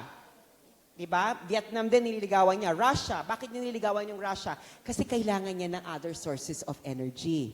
Diba? Habang ginagawa niya yan, nililigawan ng Japan ng Russia, syempre naiimbyer na ang United States. Bakit ito nililigawan ng Russia? Ikaaway ko to. Mortal ko nakaaway to. Diba nung nangyari ngayong Crimea, ang Japan? Caps. Caps lang ang Japan nung nangyari yung Crimea. O, ganyan talaga, gaguhan talaga ang international relations. Kung hindi ka gago, hindi ka magtatagumpay. Buti na lang si Duterte ang presidente. Kasi you have to play it dirty. Wala namang bansang naglalaro ng play safe sa international relations. So, kinakaibigan din ng Japan ang Philippines. Bakit? Siyempre gusto niya naman na, kung wala akong friendly nation sa South China Sea, paano kung naggera kami? Saan nadadaan ang ang mga langis? Diba? Para magbabago na yung dynamics kasi magsiship na sa natural gas ang Japan. Russia yung magiging supplier. So ganun yung eksena, di ba? Hindi naman magtatampo ang China, walang ganon. hindi siya, the relationship of states, hindi siya katulad ng, in a way, katulad siya relation ng dalawang tao, pero hindi siya ganon. Na, oh my God, nagiging close ka na sa kanya, magtatampo ako at hindi na kita kakausapin. No. States think strategically. So pag nakita kita na lumalapit ka na dun sa enemy ko na possible na maging sanhi ng aking downfall, palalapitin kita lalo sa akin. That's how I see it. Next. So, follow-up question, una yung sa answer mo kanina, thank you for that answer. Pero, yung tulad nung sabi mo sa end ng iyong presentation na we have a problem with the continuity. My question is, what are the actions being taken to ensure the continuity? Hindi ko alam. Hindi ko alam. Pero ang ano kasi niyan, vote officials who think strategically. 'Di ba? Hindi yung puro dada. Hindi yung mga purong poverty is the greatest reason for Wag mga wag mga leli ha. Wag yung mga leling poverty is the greatest reason why people are suffering. Wag mga ganyan. Wag mga ganyan. Diba? Vote people who can think strategically. Pero you can only know na they are thinking strategically if you are thinking strategically yourself. Pero hindi ka talaga alam kung anong ginagawa to ensure the continuity. Dun ba na? Okay, yes sir. You have the mic, sir. Hi, Sass. Good afternoon. I'm Jairi. I represent DDS USA and DDS New York. Wow. Yeah, I know that you have a reputation online on social media. I'd just like to ask, what would be the effective way to counter those trolls and those people who spread lies about the administration and our president? Hindi ko pwedeng sabihin eh. Baka madimanda ako. Hindi, ako talaga dapat gawin, mas paigtingin ng gobyerno ng Duterte administration ang pagpapakalat ng totoong information. 'Di ba? Kasi wala ka namang magagawa eh, unless patayin mo yung mga yan para hindi na makapagsalita. Wala namang way gusto ng ganon. So what you do is to spread more information to counter the lies. Mas aggressive ang PCOO to spread information. Yun lang. Hindi naman kasi tayo ang hindi na sa atin ang problema. Ang problema na doon sa information team ng Malacanang. Di ba? Babato ng hollow blocks, tinapay lang pala. Di ba? Ganon. Magbato ka ng hollow blocks naman. Di ba? Itama mo yung mali. Ang dami-dami ng mali. Di ba? So I think they need to be more aggressive in countering misinformation about this administration. Parang naalala ko noon naghihiring sa Senado, yung first family sinisira na sa ibang bansa, drug lords daw, ganyan. Saan yung counter-information na ginagawa ng information team ng Malacanang, hinahayaan na lang. So, yung image ni Duterte sa ibang bansa, hindi lang Hitler. Drug lord pa. Diba? Ano na yan? So I think, hindi sa atin ang problema eh. At tayo pa. Araw-araw na nga lang ang ginawa ng Diyos. Nasa internet tayo, diba? So I think, Malacanang, kung nakikinig kayo, ayusin nyo. So we'll cater just 2 more questions, and I think we'll have Sir Albert here. Hi, Sass. My name is Albert Egot. I'm alumnus po ng Holy Cross, and at the same time, a local blogger sa Davao City. Shall I say, minor blogger. So, yeah, in line with that. Wala namang masama sa pagiging minor blogger. Totoo, correct. So, in line with that, nung nangyari kasi yung with Jonathan Head, no, I wasn't able to see the whole video sa kay Mocha. And so, nakita ko yun sa ABS na, and yun nga, the ABS picked that minor blogger way thingy. So, I was like, bakit iba yung ganon, bakit nagawa yun ni Sass, no? So, and then, after I watched the report, I searched, and yun nga, I found out na there is more than that.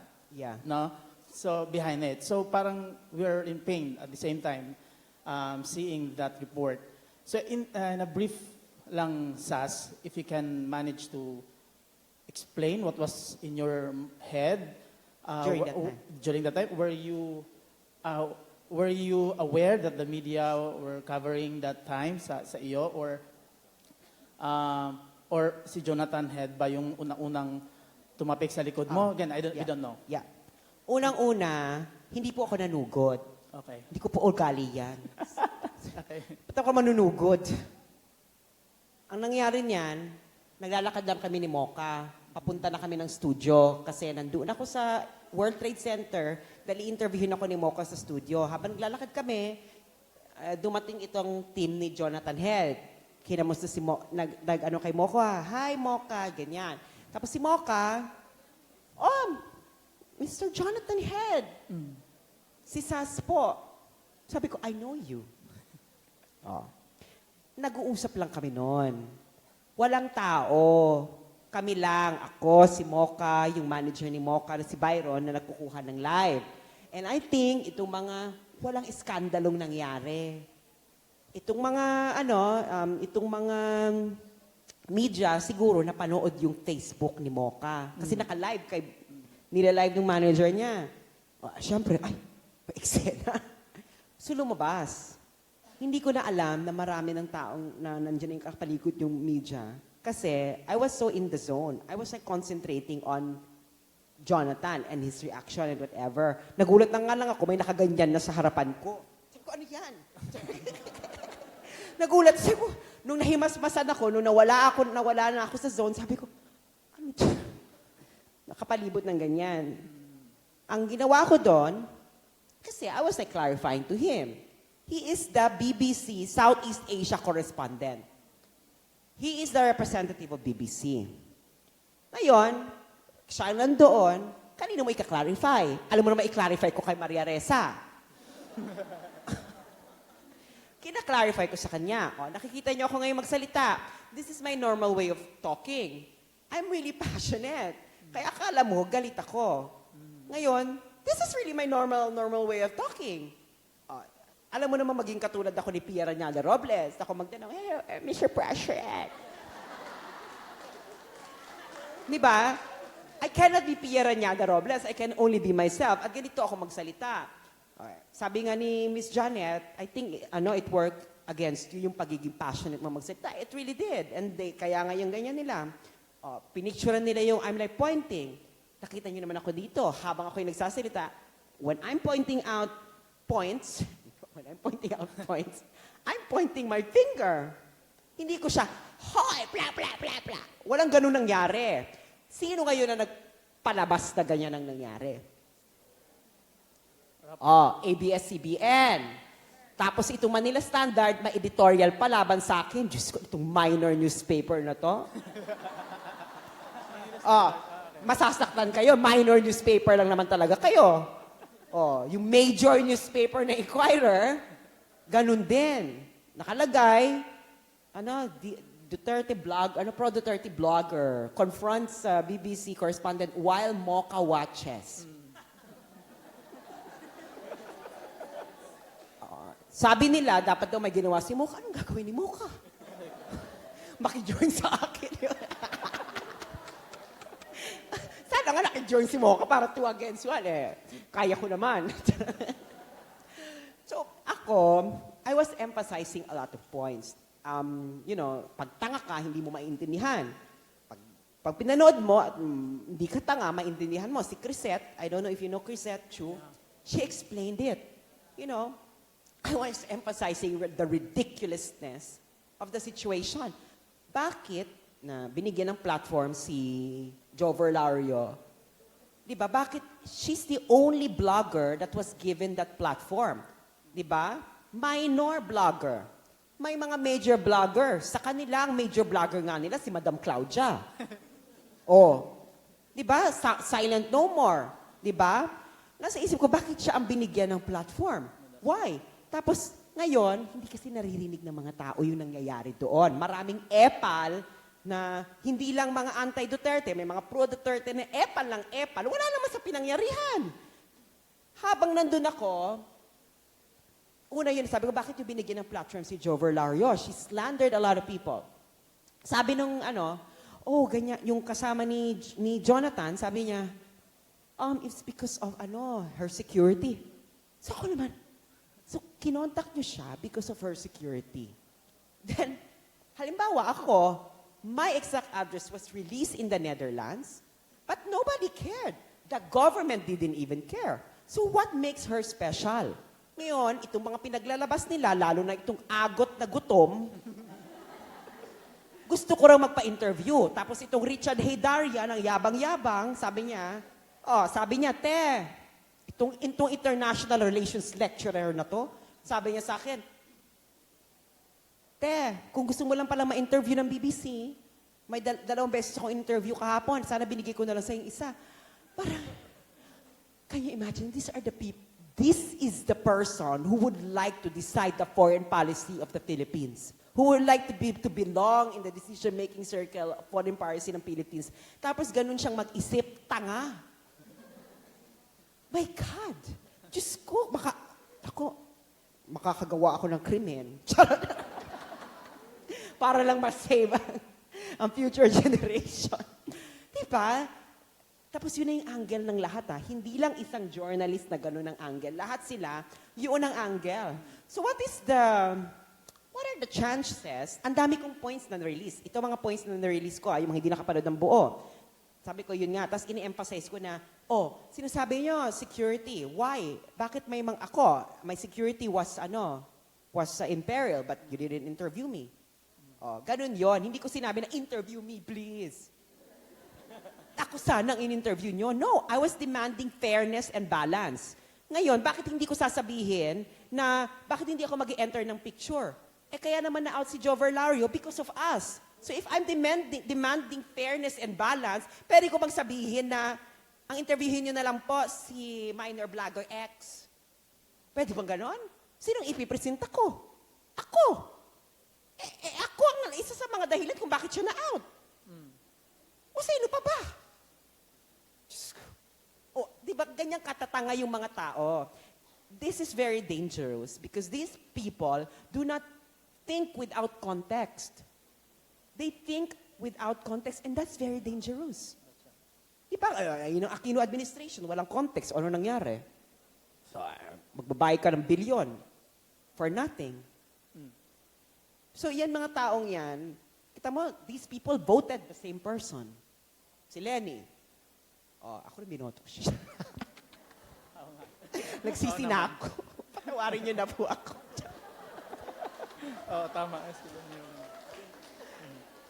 So yun yung nangyari. Walang iskandalong nangyari. And this is what Jonathan told me, Sabi ko, bakit niyo siya in-interview? She's been libeling, you're giving her legitimacy. Sabi ko, ididimanda ko nga siya ng cyber libel. Sabi sa akin ni Jonathan, ay naku, pasisikatin mo lang siya. Hindi nila narinig yan. Tapos sabi ko, I don't care. I have to protect my honor, my reputation. Ito ang sinabi niya sa akin. Kaya ako naiiyak kasi I was telling them kung ano ginawa sa akin ni Jover. Can you imagine, Jover was dead naming me, calling me in my male name. In the UK, pag ginawa ni Jover, makukulong si Jover. Tapos hindi nila kinover yan. Yun, isa kong sabi sa akin ni Jonathan, do you want a right of reply? This happened in the first, unang part ng video na wala pang nakapaligod na mga burikat na journalist. Sabi ko, yes. Siya nag-offer na i-interviewin ako. Right of reply. Sabi ko, yes. Ngayon pinapalabas nila, ako ang nagmamakaawa. Kita niyo naman kasinungalingan ninyo. Tapos sunod, I was telling him na you have to understand the present context in the Philippines. We have some sort of de facto civil war, but it is being fought at the information level. So pag binibigyan nyo ng side yung mas isa, ang ginagawa nyo, you're tipping the balance of power. Hindi siguro kinaya ng utak ng journalists. Hindi na isulat. Di ba? Tapos sabi ko, someone must be powerful enough. Ito si Jonathan Head, binubullshit ako. Sabi niya, bakit I was comparing, bakit si Joe Verlario, you featured, but you never featured any single good thing that the Duterte administration did. For example, freedom of information. Si Jonathan Head, sabi sa akin, you know it's very difficult to have access to government officials. Putang ina, may access ka sa Joe Verlario, wala ka sa government official, at uminit talaga yung ulo ko nung panahon na yon kasi kami dalawa ni Jonathan Head, we had interacted in my Facebook page. Last year pa. Sa isa niyang column na sinabi niya, nag-interview siya ng assassin. So habang sinasabi niya na hindi siya mahirap kumuha ng access sa isang government official, are you saying na sa bansang ito, mas madaling magkaroon ng access sa isang assassin kaysa sa isang government official? So parang ako, what are you taking our country for? That our country for is a country wherein you can easily talk to assassins but not to government officials? Putang inang buhay. Di ba? Can you imagine that? Kaya galit na galit ako, kaya pumasok na doon yung race card. Itong mga taong to hindi na naman naintindihan because they're thinking without context na itong taong to, ginagago ako because puti siya at ano ako, I'm a brown-skinned person and that always play out. Bakit mo ako bibigyan ng bullshit reason na yon? Sasabihin ba niya yung bullshit reason na yan kung ang kausap niya Amerikano? Kausap niya Briton? Sinampal siya ng Briton. Di ba? Na mahirap na ang BBC, na ang, ganito katonta yan ha, ang BBC po ay pag-aari ng Estado ng UK. Tapos sasabihin mo ko na mahirap kang maka-access ng government official? O, bakit mo ako binibigyan ng katarantaduhang reason?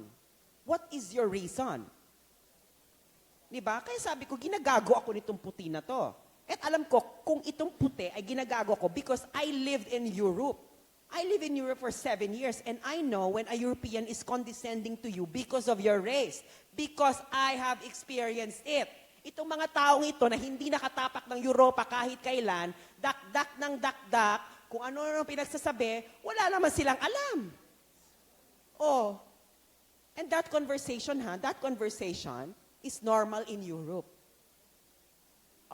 Sabi ko nga sa kanila, sa friendships ko, ganito na lang kasi maraming European media na, ano talaga sila, grabing manira. Gumagawa na talaga ng mga kwento. Sabi ko nga sa kanila, i-confront ko na lang lahat. Pero ang gagawin ko, magda-Dutch citizen na lang ako, para pag may mga may epal na dilawan, sasabihin ko na lang, ba't kayo may epal? Europeans pa kayo? Di ba? Epal kayo, Europeans ba kayo? Kami nag-uusap. Europeans kami, ikaw, kasali ka? Gagano na lang gagawin ko, di ba? Kasi nga, gumagawa sila kasi ng spin. Sabi ko nga sa kanila, if that video has been shown with an international audience, ako ang kakampihan. Dahil ang BBC po ay mabaho ang pangalan sa international scene. Dahil sa kung ano-ano niyang pinaggagawang kagaguhan. Ang mga Pilipino lang naman nagrereklamo. May nagreklamo bang foreigner na, ano ba yan? Ano ba yung ginawa ng Pilipino na yan during ASEAN? Sinira ang spirit ng ASEAN, Chorva. Nasaan? Diba? Na-embarrass kasi sila sa kanilang mga sarili. Kasi nahuhuli na sila. Diba? Ano na ngayon nangyari? Ano yung tweet ngayon ni Jonathan Head? Nako, di ba? Yung fentanyl issue. Kaninong bang yung fentanyl issue, Angel? Kanino ba yan? Ano yun? Di ba liberal party yan? Nag-ano ng ano, Sabi niya sa akin doon, nakaharap niya ako, I have been the worker for 30 years. The BBC, we cover all angles.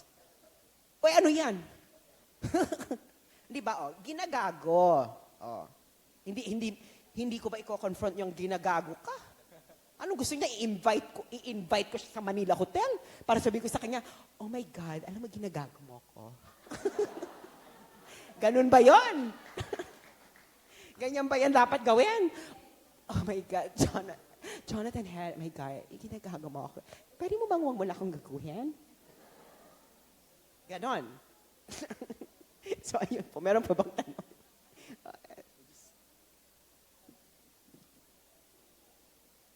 Hindi kailangan ng mic. Hindi ka maririnig. You just have one last question. So, ito na po yung panghuli. Sige, ma'am. Ms. Sass, regarding sa EJK and yung bad image natin sa labas, dito kasi sa Philippines is okay yung social media natin. Ang dami talagang Duterte supporters, nag-aaway na nga, di ba? May DDS, may independent Duterte supporters pa and all that. I'm concerned lang kasi fan reader mo ako and I'm one of those people na pumapasok sa mga site ng New York Times kung may nilalabas na video, and I post links about the true situation dito sa bansa natin. But I think parang poor yung ating ano ba to, media mileage or how we present ourselves doon. So, anong media outfit or how will the Duterte administration act on it? Kasi dito sa Philippines, okay tayo, diba? But in the international community, we're not okay. Even Trudeau and the New Zealand Prime Minister, Ganun ang diba? iniisip nila, diba? Iniisip nila, pero I think it's political dahil sa Liberal Party sila and all that. So, how can you, kung kausap ngayon si President Duterte, how can you help him address this? Kasi parang nasa-stop yung war on drugs na parang it's really effective sa amin, sa atin ngayon. I even have, tausog po kasi ako, and my lineage is in Sulu. And I read about the Sabah and the Sultanate and all, and when I listened to you a while ago about the territory, I'm just so sad about the Sultanate of Sulu and all that. And I have the relatives there na addict, and then ngayon dahil sa Duterte war on drug, nagbago. So, nasa-stop siya ngayon. So, how will this government address that? I think, ako kasi, kung ang mga newspaper ay naglalabas ng mga ganitong balita na pwede mo ma-counter na information, for me, that's the responsibility of the embassy to address. For me, kasi alam niyo po sa ibang bansa, hindi ito pinapractice dito ng mga major and minor newspapers. Wala kasi tayo ditong right of reply. Yung right of reply, pag may sinulat, apektado ka, you can answer. You will be given space. Yan ang practice at least sa Europe. Wala pa akong nakitang embassy na nag-avail ng right of reply. Kahit sa Netherlands na lang Yung ganito yung presidente, di ba, yung nag-ano siya nung Hitler Chorva. Di ba the next day, si presidente pumunta sa isang Jewish synagogue, unannounced, nag-apologize. Yung apology was never shown on Dutch television. So, kaninong responsibilidad na magbigay ng information na ganyan? Embassy. Kaya ang sabi ko, tanginang embassy ito, walang ginagawa. Kasi meron namang nangyari. Ano ba naman yung simple na tawagan mo, kasi pag ikaw government ka, the media will answer. Especially if you, yung right of reply, you give an information. Sino ba hindi? Wala naman nangyari. So, I think it's the responsibility of the embassy. Bakit hindi nila ginagawa? Di ba? Okay, so that would be the last question for this very forum. And yes, we thank you, Ms. Sass, for that, for all the answers, that is. But before we let her go, let's give her something. Right? I have her a certificate of appreciation. Would love to give this to our guest speaker here. And let me just read the citation. Perhaps we can go sa gitna na lang. Okay. So, yes, this very citation here, we give this certificate of appreciation to Ms. Sass Rogando Sasot in grateful recognition and commendation for her invaluable efforts and exemplary performance as guest speaker during the 2017 Crossroads discussion entitled Breaking the Waves of History, Understanding Duterte's Diplomacy Maneuvers, held at Sede Sapiente Auditorium of the Holy Cross of Davao College, Davao City, on November 16, 2017. Signed by Arvel John Lopez, our EIC from Crossroads, our Directress of the Office of Student Life and Services, Dr. Luz Viminda Ates, and our Crossroads moderator, the one and only Mr. Durf Mais. Thank you very much. And we have this very Davaoan new present for you, and token that is. So we hope you enjoy that. Thank you very much. Thank you. All right, so ladies and gentlemen, this has been the Crossroads 2017 discussion, and this has been your MC, SV Merlas. We wish everyone the best for the rest of the day. Thank you very much.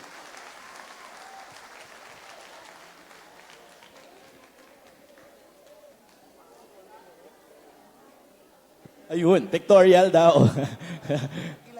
Okay, sige. Sir, paano ba? Pila na lang daw yung gustong magkaroon ng selfie with Miss Sass. Ayun, sabi ko na. So, pila na lang, please. Ang dami.